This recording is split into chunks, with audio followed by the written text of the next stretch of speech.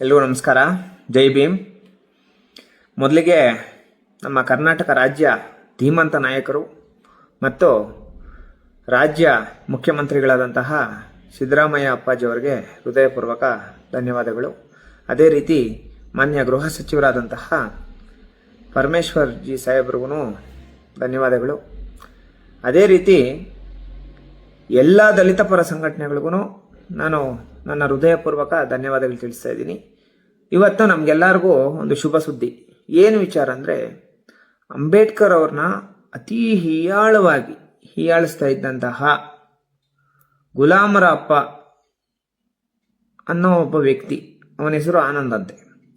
ಆ ವ್ಯಕ್ತಿನ ಇವತ್ತು ನಮ್ಮ ಪೊಲೀಸ್ ಇಲಾಖೆ ಬಂಧಿಸಿದ್ದಾರೆ. ಕರ್ನಾಟಕ ರಾಜ್ಯ ಪೊಲೀಸ್ ಇಲಾಖೆಗೆ ನಾನು ನನ್ನ ಸಾಷ್ಟಾಂಗ ನಮಸ್ಕಾರಗಳನ್ನ ಮಾಡ್ತೀನಿ, ಧನ್ಯವಾದಗಳು ತಿಳಿಸ್ತೀನಿ. ಜೊತೆಗೆ ಈ ಒಂದು ಶುಭ ಸುದ್ದಿನ ಇಡೀ ಕರ್ನಾಟಕ ರಾಜ್ಯ ಜನತೆಗೆ ಮೊಟ್ಟ ಮೊದಲನೇದಾಗಿ ಕೊಟ್ಟಿದ್ದು ನಮ್ಮ ಧೀಮಂತ ನಾಯಕರಾದಂತಹ ಗುಲ್ಬರ್ಗ ಮೂಲದ ಹನುಮಂತ ಯಳಸಂಗಿ ಸಾಹೇಬರು. ಅವ್ರಿಗೂ ನಾನು ನನ್ನ ಹೃದಯಪೂರ್ವಕ ಧನ್ಯವಾದಗಳು ತಿಳಿಸ್ತೀನಿ.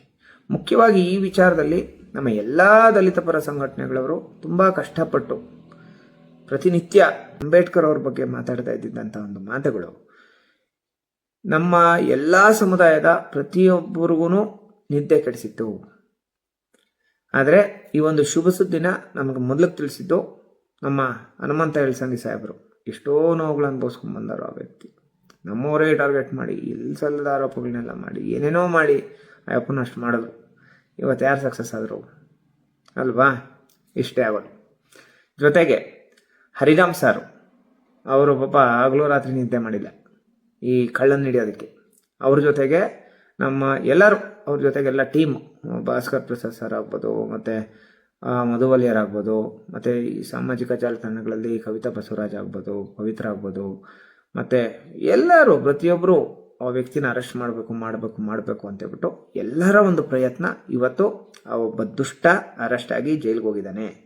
ನಾನು ಹೇಳೋಂಥದ್ದೇನೆಂದರೆ, ಪ್ರತಿಯೊಂದು ಸಂಘಟನೆಗಾರರಿಗೂ ನಾನು ಕೃತಜ್ಞತೆಗಳನ್ನು ತಿಳಿಸ್ತಾ ಇದ್ದೀನಿ. ಜೊತೆಗೇನೆಂದರೆ, ಇಂಥ ವ್ಯಕ್ತಿ ಮೇಲೆ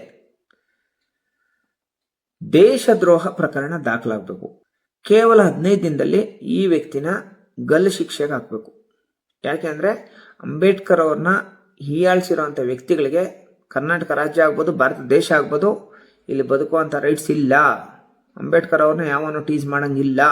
ಯಾವನೇ ಆಗ್ಬೋದು, ಅಂಬೇಡ್ಕರ್ ಅವ್ರನ್ನ ಮಾತಾಡಬಾರದು. ಎಷ್ಟು ನೋವಾಗುತ್ತೆ, ಎಷ್ಟು ಬೇಜಾರಾಗುತ್ತೆ. ನಮ್ಮನ್ನು 1000 ಅನ್ರಿ, ನಾವು ಬೀಳ್ತೀವಿ. ನಾವು ಅಂಬೇಡ್ಕರ್ ಅವ್ರ ಪಾದ ಧೂಳಕ್ಕೆ ಕೂಡ ಸಮ ಇಲ್ಲ.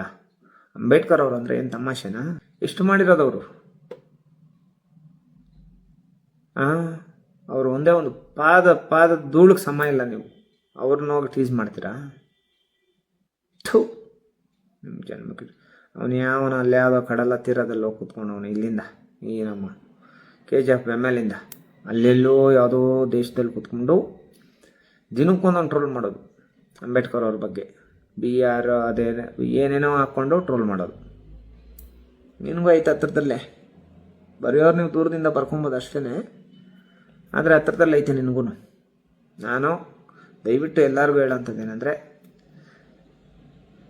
ಈ ವ್ಯಕ್ತಿಗೆ, ಗುಲಾಮರ ಅಪ್ಪ ಅನ್ನೋ ವ್ಯಕ್ತಿಗೆ ಗಲ್ಲು ಶಿಕ್ಷೆ